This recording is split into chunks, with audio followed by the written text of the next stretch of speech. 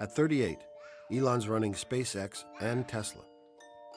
He's got 5 boys, he's going through a very public divorce, and he's got a new fiancée. There are a lot of resource conflicts when you have 5 kids. I don't have At any given point, somebody's taking somebody's toy. What's this game? Did you just take that from your brother? Yeah, but I want to see what game it is. Damn it. So this is what I'm talking about. Somebody took somebody's toy. Statistically speaking, one out of the 5 has a good chance of being unhappy at any given point. I don't know how he handles the stress. I mean, if I was him, I'd have died of a heart attack. You would not wish that kind of pain on your worst enemy. Elon proposed really quickly.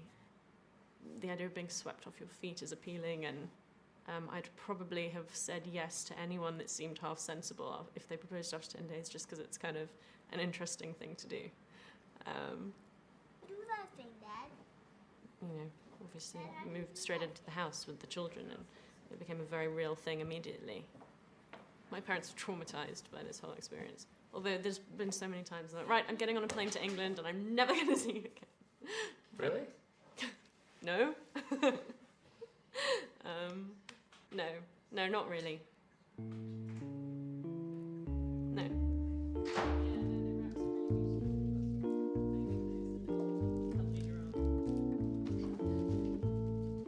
Sure. So how would you educate your 5 boys? Actually, I created a little school. Yeah. What kind of school? Could you describe to us? Sure. It's small. It's only got 14 kids now, and it'll have 20 kids in September.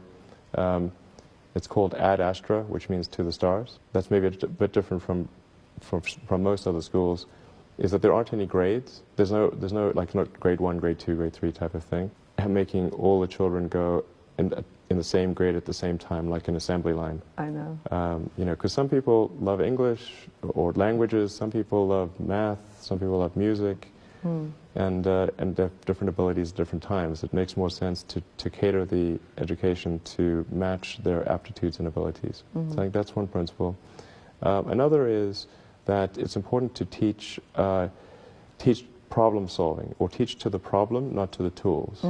So this would be like, let's say you're trying to teach people about how engines work, or you could start by a more traditional approach would be to say, well, we're going to teach you all about screwdrivers and wrenches, and you're going to have a course on screwdrivers, a course on wrenches, and all these things. And this is a very difficult way to do it. A much better way would be like, here's the engine.